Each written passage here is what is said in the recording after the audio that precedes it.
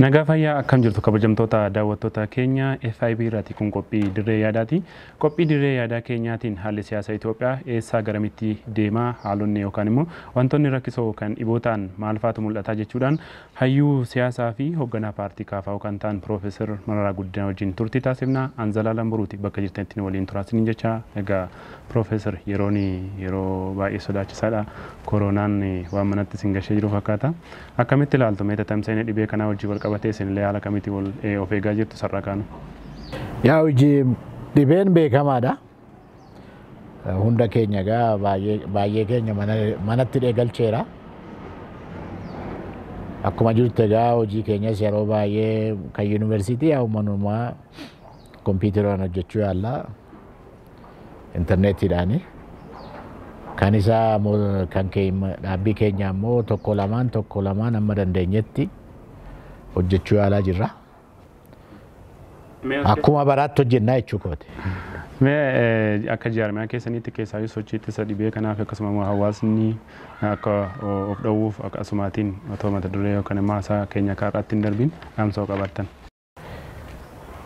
Egaa karaa tokko hunda caalaa sabni keenya amma akka laallutti galaa jira fakkaata dhibichi gara sabaattis gadi waan jiru fakkaata. Hamma danda'ametti sabni warri ogeessi waan itti himan gorsa ogeessaa galgalaa guyyaa miidiyaa baay'eetti gubbaatti dubbachaa jiru tokko si darballee tokko irraan argatta. Gorsa kana hamma danda'ametti fudhatanii deemuu barbaachisaadha. Sabni keenya kana gubbaa nafsii ofii gubbaatti akkan taanetti akkan qoosne gorsa hunda caalaa gorsa warra ogeessaa kan akka fudhatuun dhaamsa dabarsuu barbaada. Barri darbaa bara darbuu waadanii homaa miti jechuun waaqni nurraa deebisa jechuun waan tokko duwwaa eeguudhaan waan ta'u miti wanti kun hamma danda'etti sabni keenya warra gorsituu kana warra ogeessi gorsa kennaa jiru kana hamma danda'ametti duukaa bu'uu barbaachisa. Duukaa bu'uu hin taane immoo hojiirra oolchuu barbaachisa. Hamma danda'ametti of eeguu barbaachisa. Kana gubbaatti qoosuun hin barbaachisu jechuukooti karaa sabaa. Tole gaa ta'u mee gara ijoo dubbii keenya kaarraatti darbinaati. Itoophiyaa keessatti akka beekamu keessumaayyuu immoo siyaasa Oromoo keessatti mormii yeroo dheeraadhaa booda jijjiiramoonni biyya kana keessatti hin dhufu jedhamee eegamaa ture keessumaayyuu rakkoon hawaasa Oromoodha. Kan yeroo dheeraa ture yeroo kana keessatti xiqqoo ishillee haa ta'u furmaata argata yookaan immoo hammi tokko jijjiiramoonni ni dhufu jedhamee eegameeniin. Haa ta'uti wanti amma mul'ataa jiru iddoo garaa garaattis mormii akkasumas immoo dhiittaa mirga namummaa dhimmoonni adda addaa yookaan immoo sochiin siyaasa Oromoo ammallee gara duubaatti deebi'aa waan jiru fakkaatiin haala kana mee akkamitti ilaaltu sin? Egaa karaa koo muummichi ministeeraa innaa bara waggaa tokkoof walakkaa fuuldura akkasumatti fakkaatan naangootti dhufu. Nu wajjinuun biyyi kun garamitti deemtii attamitti deemtii maal gochuun nurra jira kana keessatti kan qooda fudhatee akkuma ECA jedhan sanatti galmaa warra Afrikaa kanatti gaafa innaa dubbannoo dhageessanii jiraatanii waan rakkoo biyya kanaa qabsoo biyya kanaa sochii biyya kanaa keessa waggaa 50 waan ture lafa kaa'uu yaaleen ture. Sana keessaas immoo attamitti gara fuulduraatti deemuu dandeenya tarkaanfanna isa jedhu sana kaasuu yaaleen ture. Muummichi ministeeraallee waan natti mufate fakkaataa gaaf sana.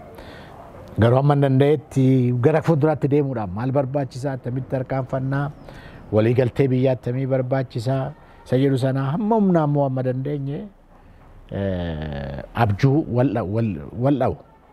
waldha'u kana keessaa baanee attamitti abjuu waldha'u sana oo dandeenyeef gara tokkotti luuccessinee attamitti deemnaa oo dadhabne immoo attamitti waliigaltee biyyaa uumne biyya kanaa biyya bal'aa kanaa maal gooneetu siyaasa biyya kanaa gara fuulduraatti ceessuu dandeenya isa jedhu kaaseen ture. Amma argas naan ilaalu irra jireessa gaafsan akkasitti kaasuun koo waan bayeessadha. Amaanaa fi akkana ilaalaa jirutti warri bilisiginnaa jedhanii warri badhaadhina jedhanii akka ta'utti akka laganu ceessutti siyaasa biyya kanaa geggeessaan jiranii yoo nama hirmachuus hin didanii hirmachiisuus hin didanii ofiis immoo akka ta'utti geggeessuu waan danda'an natti hin fakkaatanii kan ilaalutti jechuudha. Mee as keessatti namni hundiyyuu kan eegaa dura akkuma dura isiniin jedhe nagaa fi tasgabbiin akka ta'utti biyya kana keessatti ni dhufa jedhameetudha kan hin eegame. Gam kaaniin immoo sabaaf sablammoonni biyyattii wal kabajanii qixaan sirna dimookiraasii dhugaa diriiree muummichi ministeeraas gara jalqaba yeroo aangootti dhufan waadaawwan hedduudha kan isaan galanii isa keessaati sabaaf sablammoonni biyyattii nagaa fi jaalalaatti wajjin jiraatu nagaaf tasgabbiin immoo biyyattii keessatti ni dhufa jedhameetu kan eegamaniin mee rakkoo maaltu dhufeetudha tariitii iddoo garaa garaatti amma naannolee biyyattii iddoo garaa garaa Oromiyaa dabalatee Amaarattis akkasumas immoo naannoo Tigraayitti illee nagaaf tasgabbiin akka silaa hawaasni eegetti hin jiru darbee wal dhabdeen uumamaniin akka ogeessa siyaasaatti isin kana rakkoon kun maalirraa dhufe jechuu dandeessu? Alaa tokkoffaayi paartileen Adaawii jedhamu waggaa 27 biyya kan akka jeeqaa kan ture isadha. Achi keessaa naa bahu immoo bahuu nan ba'an immoo naa jedhu immoo taaddisoo kana jijjiirama kana naa jedhu immoo ofumaa ol baheetu natu jijjiirama kana geggeessaa jijjiirama kana laga ceesisa jedhutti deeman. Inni rakkoo lama fide. Tokkoffaa ofumaa walii galtee dhaban. Warri jijjiirama geggeessina jedhuu fi warri durii Adaawii ta'ee olaantummaan biyya kana chochoosaa ture geggeessaa ture wal tuffachuunis hin jirataa achumatti calqabe rakkichi jechuudha isa keessa jijjiirama kana attamitti geggeessina eessaan geenya attamitti hooggannaa eenyu wajjin hooggannaa walii galtee biyyaa attamitti uumuu dandeenya karoora akkasiin qaban isa warri faranjii road map jettu kana otoo lafan keewwanne aangootti seenan. Warra aangootti seene immoo maal godhee tokko warra silaa duubatti deebi'aa jirus maal isaan goona seeru gubbaatti hiniinamoo maal goona seenan gubbaatti akka ta'utti sagantaa waan qaban natti hin fakkaatu. Isaan duubatti deebi'an sun immoo cal jedhanii aangoo dhabanii maal ta'anii tini ta'anii ijoollee kaleessa guddisan kana innaa isaan burraaqanii ta'anii ilaaluun barbaanne isaanis gaaffii ofii fudhatanii ba'anii. Isarra immoo guddaan rakkoo guddaan kanan argaa jiru olaantummaadhaanii warri qoodatti fudhatee jijjiirama kana fide immoo dhiibamutti deeman. Rakkoon lammaffaa immoo sana dhiibamutti deeman. Isaan dhiibutti deeme mootummaan innaa deemu immoo isaanis immoo eenyu wajjin dhiibamu warra olaantummaadhaan qabsoo kana siin ga'e dhiigaa ofii gumaachee asiin ga'e qeerroo Oromoo fa'aa maal fa'aa kana qeerroo Oromoo fi qarree Oromoo dhiibutti deeman. Inni immoo dubbii fide. Warri kaleessa silaa qabsoo kana siin ga'e dhiibameetu warri silaa magaalaa Finfinnee isaa ta'u alaas haa ta'u maalis haa ta'u warri afaan Amaariffaati warri collee jedhan kun warri maalinni abshaala jedhamu warri abshaala jedhan kuni mootummaa marsanii muummicha ministeeraa marsanii waan fe'an hojjechuutti deeman. Kun egaa immoo maal geessee sabaan walitti buusuutti deeme. Sabni iddoo deemte olaalte ergan hiikamee Gondor deemeera, asii biyya kibbaa Hawaasaa deemeera, Walaayitaa Soddoo deemeera, Walqixxee deemeera, Oromiyaa mara Harargee lachuu deemeera, Arsii Baalee deemeera, walakkaa kana iddoo baay'ee deemeera. Wallaggatti cabsanii nu deebisan malee jechuudha karaa nuti cufanii. Innaan laalu sabni waa lamadha kan sabarraa hubattu. Tokko asin geenye jijjiiramna asin geenye asin jedha. Iddoo tokkotti fa'aa nuu himaa xaqlaa ministeericha muummicha ministeeratti nuu himaa jijjiiramna asin geenye jijjiiramna asin geenye jijjiiramna asin geenye jijjiiramna asin geenye asin jedha sabni. Dabbalee dhuma isa dur saba waliin dhahaa ture lafa saamsaa ture qabeenya saamaa ture saamsaa ture saba jeeqaa ture ammas fuula dhiqatee uffata jijjiirratee gadi ba'e nuti warra jijjiiramaati jedha. Qo'ee egaa siin fida tokko kana rakkichi. Achi saba bira boonnaa nan darbammoonnaa jettee warri qeerroo jedhamu sunis immoo dhiibamanii goodaatti ba'aniiru. Maqaa isaaniitti mootummaan kan gochaa jiru naannoo ala ta'ee hubadhu asii waa gargaaru asii baal godhu asii ijoollee itti ta'u maal ta'uudha malee akka qubee jenereeshinii jedhaman kanatti qabsoo kana keessaa dhalataa haaraa bahee qabsoo kana fudhatee deemaa jiru kana keessummeessuu hin dandeenye. Isaanis goodaanumatti dhiisanii bira darbuu barbaadanii Egaa maa inni kana keessatti kophaa koon laga ceesisuu danda'a. Kophaa koo laga ceesisu jijjiirama kana laga ceesisaa jiru sanatu rakkoo dhufe fide. Karaa sabaas qeerroo warra kanaan asiin ga'ees warra mootummaa sana keessas immoo wal ergachaa tures hunda walitti naqeetu taa'e.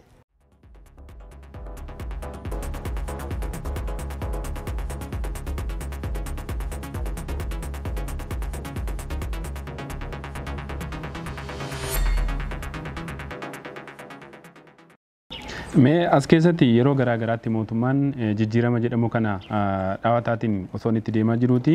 Tokko jijjiirama kana kan gufachiisaa jiru warra aangoorraa ari'ameetu maallaqa waan qabanii fi isaantu maallaqa kennee biyya keenya keessatti nagaaf tasgabbiin akka hin dhumne daawwachaa jiraadha kan inni komatu. Lammaffaa warri garee hidhannootti amanan uummata nagaa tasgabbii dhoowwee sun immoo jijjiirama sana gufachiisuu keessatti rakkoo qabaadha kan jedhamu. Sadaffaa irratti mootummaan sirna dimokiraasii waan babal'isaa jiruu fi yeroo jijjiirama akkasii keessa rakkoowwan kunniin uumamuu danda'a.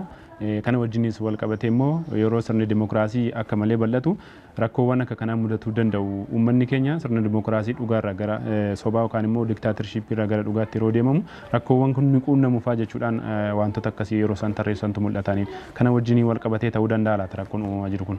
Wal qabachuu danda'a garuu inni dirree dimokiraasii bal'ifnee maal godhan jedhu kun rakkoo qaba sii galee. Isaantu jedha malee sabni jechaa jiru sitti beekama. Sabni jijjiiramna singeeji jechaa jira. Sabni kan jiru sana.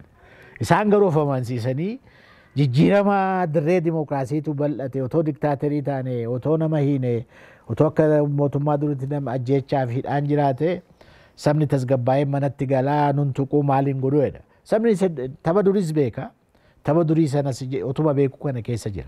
Akka isaan eeganitti sabni cal jedhee lakkisuun kunoo waan baay'ee waan dinqii waan maal kana nu hojjechaa jirtu.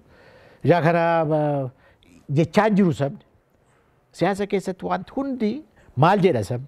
Dogoggoree isaa ta'u beekee isaa ta'u maal jedha. Sabnatti bulchitu sun. Sigalee maal jedha weette isa laaltee amman chochoonetti rakkoodha.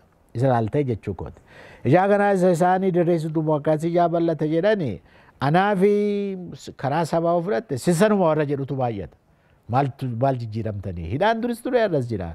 Ajjeechaan duris ture har'as jira. Dararamuun duris ture har'as jira.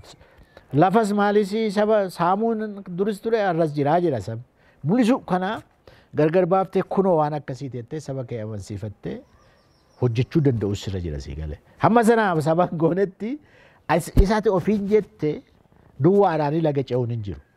Mootummaa ilaa yeroo baay'ee iddoo muummichi ministeeraa jirtus dubbadheera. Mootummaa isaa ta'u nama tokko isaa ta'u paartilee tokko isaa ta'u abbaan fe'ee gadhee ta'uu hin barbaadu. Jibbamuu hin barbaadu sabaan. Garuu jaalatamuu danda'aadha wanti guddaa. Ati akka nama tokkotti jaalatamuu dandeessaa. Paartileen tokko akka nama tokkotti jaalatamee sabni duukaa bu'uu danda'a. Rakkoo sabaa hiikaa maal gochaa. Mootummaan tokko kana gochuu danda'a. Eenyu yoo ta'e jibbamuu hin barbaadu. Maaliif jibbamuu barbaada namni? Nama isaa ta'u mootummaa isaa ta'u paartilee isaa ta'u maal isaa ta'u. Rakkoon isaa ta'anii argamuudha. Bayeessa ta'u sabni akkasii jaalatu gochuu maal gochuu jechuu kooti. Asiin qawwee duuba dhufkattee maal gochuu asiin nama hataa ani bayeessa jechuu asii dabballee saba gubbaatti bobbaaftee isuma kaleessa hataa ture ganaa ture maal godhaa ture fuula isaa dhiqxee gadi baaftee. Amma ijoolleen baay'ee bara mootummaa keessa kanumti keenya iyyuu walitti jiran. Warri nu bira maal ta'anii warra akkasii kana fa'a kunoo Ameerikaa fa'a bitanii fidanii wanti gochuudhaani hin jijjiirtu sii galee tokko isadha. Kan biraa kanan ilaalaa jiru inni dirree dimokiraasii bal'ifnee kun nutti dhufee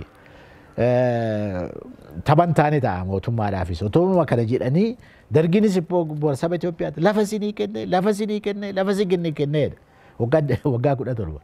Sabni immoo sana caalaa jireenya ofii sabatu beeka. Lafti kennamee sana akkatti dhimma itti ba'aa jiru sabatu beeka. Ijaa kana otoo kana jenuu du'e sabni. Tokkummaa Itoophiyaa kun warri kun tokkummaa Itoophiyaa diiguu warra Itoophiyaa diiguu warra alaatu bitee nurratti babbaase maaltu godhe jedhu. Hin oolle sii galee maaliif siyaasa saba amansiisu saba fudhatee laga ce'u. hamma qabaachuu hin dandeenyetti ani kana godhee duwwaadhaan saba amansiisuu hin dandeessu. Iddoo baay'eetti rakkoon kanadha. Lafa faranjii maal jetti seete yeroo baay'ee new blood jette dhiiga haaraa ofidde malee cal jettee dhiiguma durii sana wasiifachi naannessite eessa hoosiin gahu. Dhiigni haaraa mootummaa kanatti dabalamaa hin jiru. Yeroo baay'ee amma na laalu eenyutu shoomama eenyutu ol ba'a eenyutu maal ta'a eenyutu gadi waan na laaltu ammas jijjiiramaa jedhamu sana humna baatee deemuu danda'u uummachuu hin dandeenye jechuudha muummichi ministeeraa. Tokko wanta akkasiisadha. Kanarra gaannaasii naa intinii taate warri durii suni qarshii kennanii maal godhanii yoo ta'e isa waan gochuu danda'an hoo jiraatanii mootummaa kana keessa humna qaban hoo gochuu qabaatanii waan isaan hin gooneef hin jiru. Maali aangoo dhabanii maal godhanii anaan intinii natti hin fakkaatu. Gaabbii deebiin bayeessa garuu isaan kassasuu otoo hin taane kassasuu duwwaan isaan hin baasu. Waan saba kee bira dabartee isaan bira dabartee kunoo jijjiirama kanan sii fide. Inni kaleessaa si ajjeesaa ture. Kunoo ani si ajjeesaa hin jiru. Inni kaleessaa si hidhaa ture. Kunoo ani si hidhaa hin jiru. Inni warri kaleessaa si dararaa turan. Kunoo ani si dararaa hin jiru. Waan baay'ee si saamaa ture inni kaleessaa. Kunoo ani si saamaa hin jiru. Kana sabatti agarsiifachuu danda'uus sirra jira. Hamma sadan taanee isaan kunoo intini ta'anii eessa ta'anii qarshii nama bitatanii maal ta'anii hin jira. Rakkoodha inni. Isa duwwaan deebii sabaa deebisuu hin dandeessu. Sabni eenyuun dhaga'aadha. Sigale. Dhuma gubbaatti kanatti kaaftee warri caakkaa galanii warri qawwee qabanii warri karaa kaanii warri himataman jiru. Ani naa dubbiin kun ka'ee ofii kooti baay'ee keessa galuus hoon barbaachuu baadhinnaa jaarsummaan abbaa gadaa abbaa maalii namni baay'een cocho'aa ture sana yaadan kenneweetu jira. Wanti lama addunyaa kana gubbaatti kileeriidha. Wanti lama tokko biyya tokko keessa saraawitiin lama jiraatu wal bukkee hidhataan lama wal bukkee cal jedheen jiraatu. Walitti bu'uutu jira. Bu'uu sana keessa immoo gaaga'ama baay'eetu jira. Inni hin danda'amu.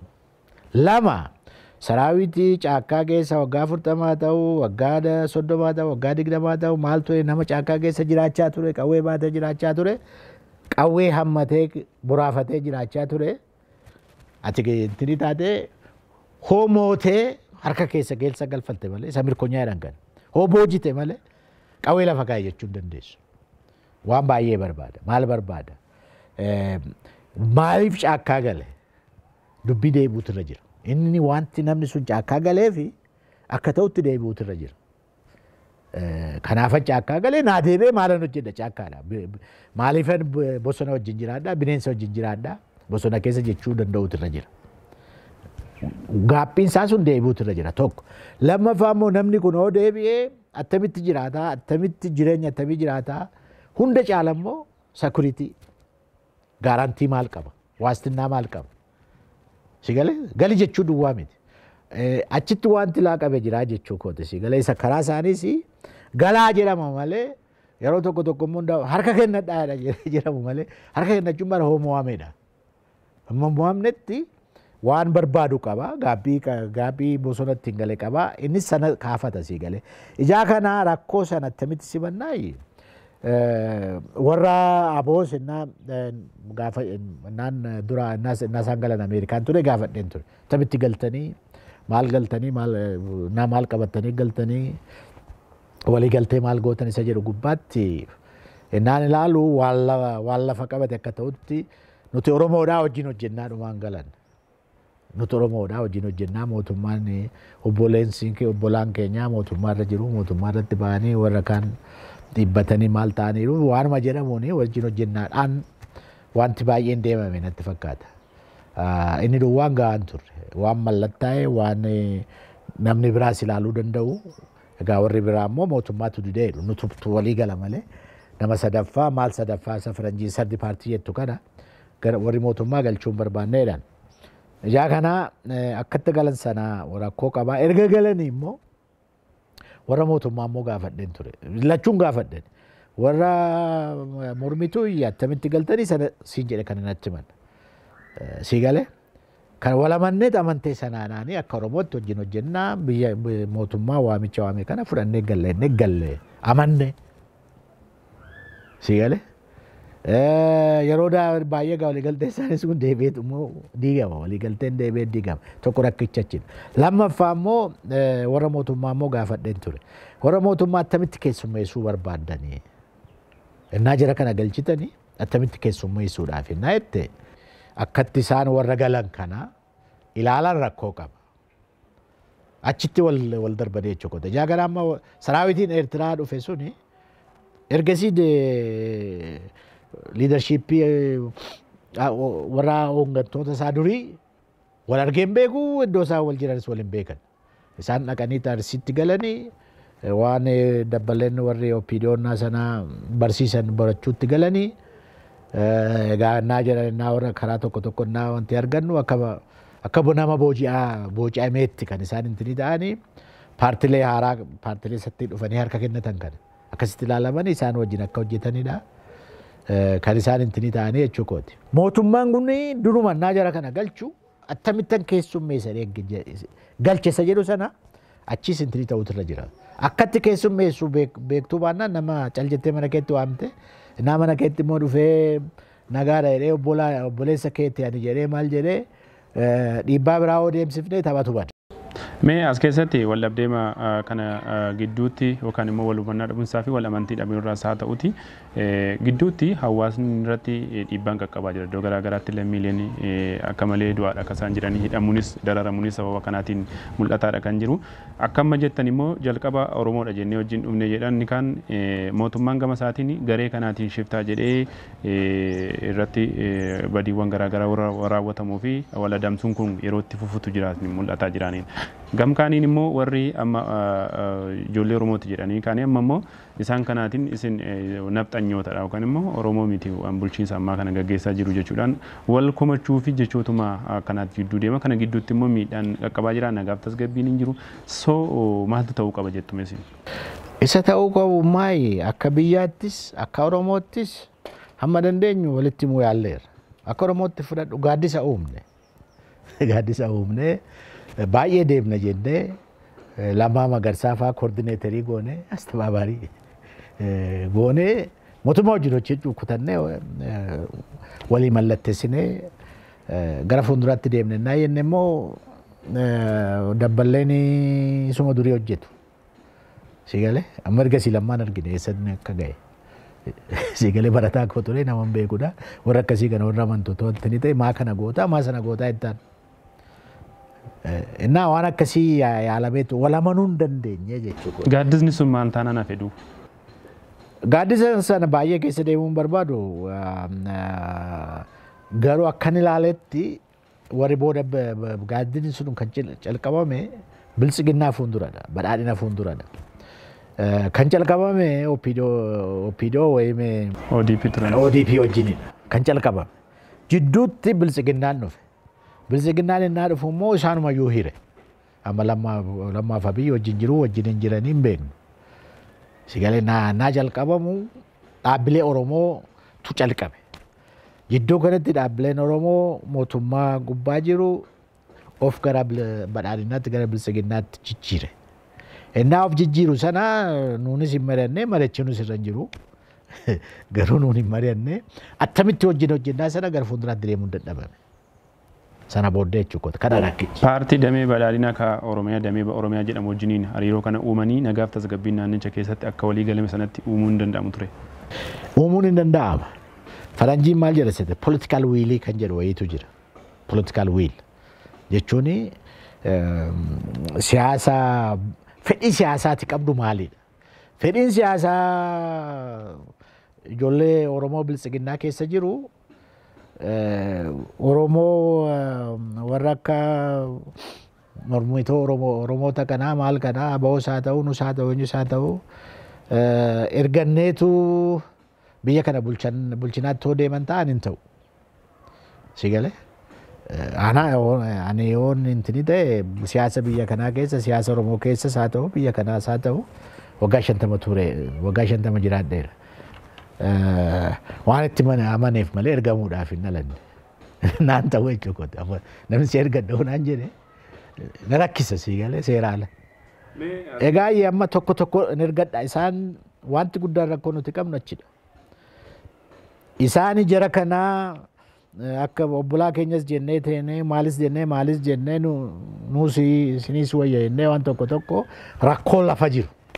Saba keenya keessa jiru. Maal jiru kana otoo niignee muummichi ministeeraa galma Minilik jiru Oromoodha jaa kanaa nu wajjin dhaabbadhaa duwwaan rakkicha niigu. Sigale.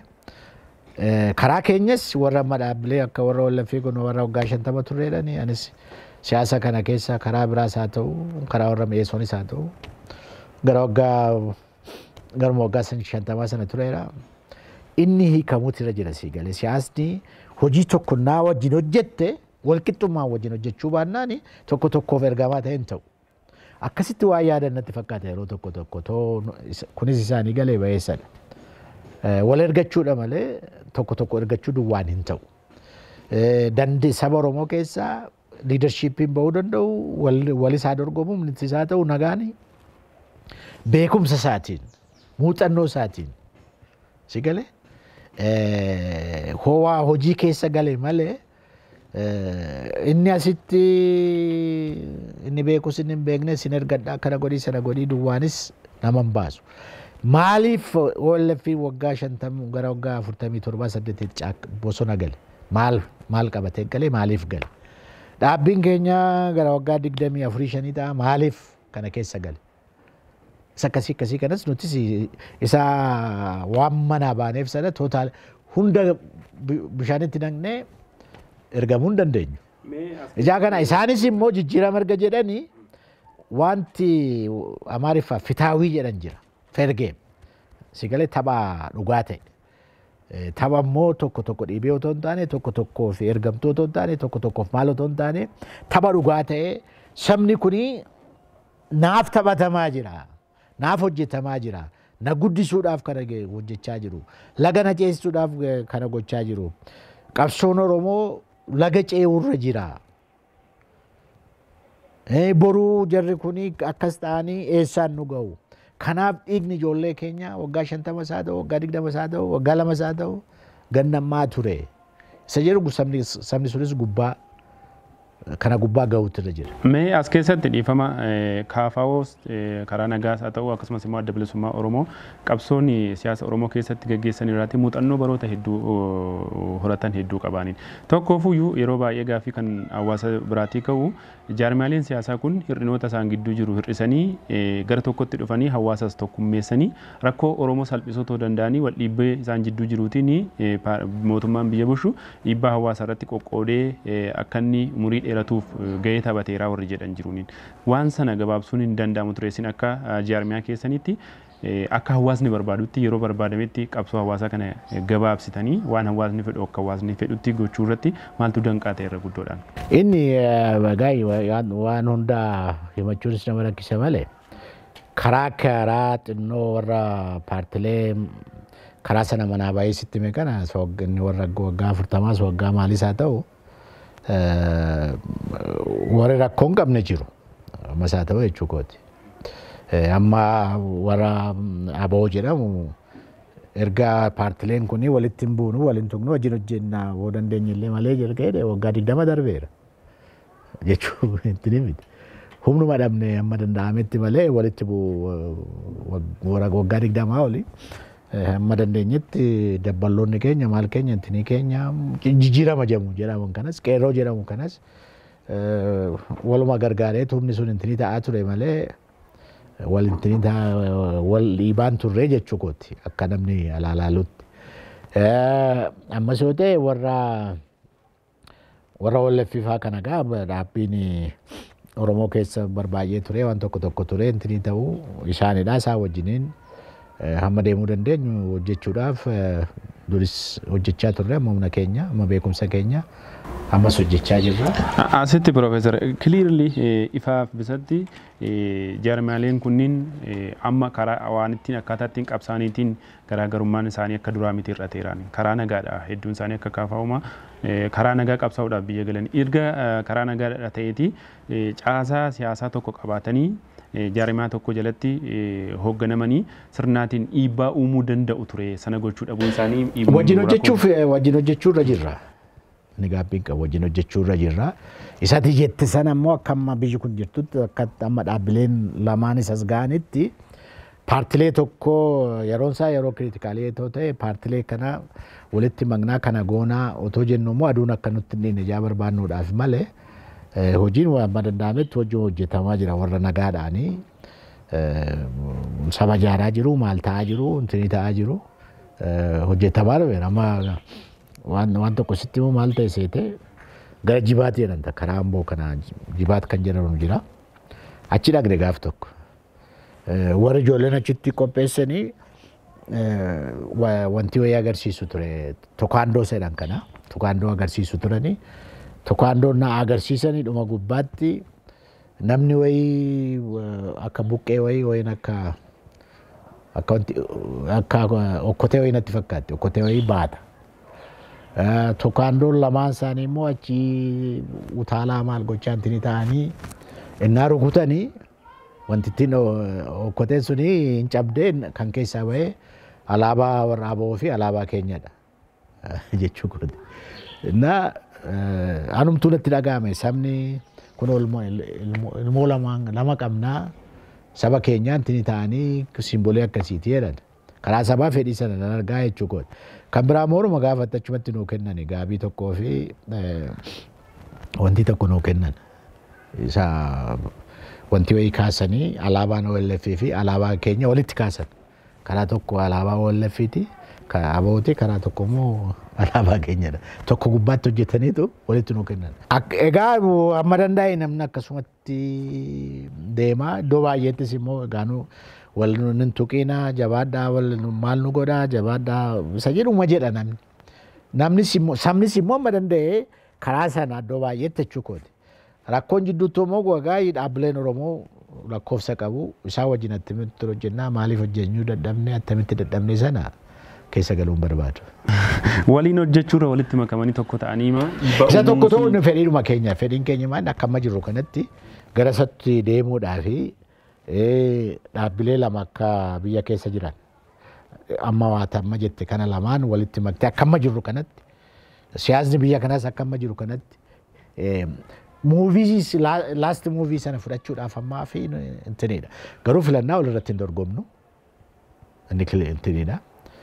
Jechuu koota amma Oromiyaa gottisaa ta'u federaal levelittis haa ta'u wal gubbaatti hin dorgomu.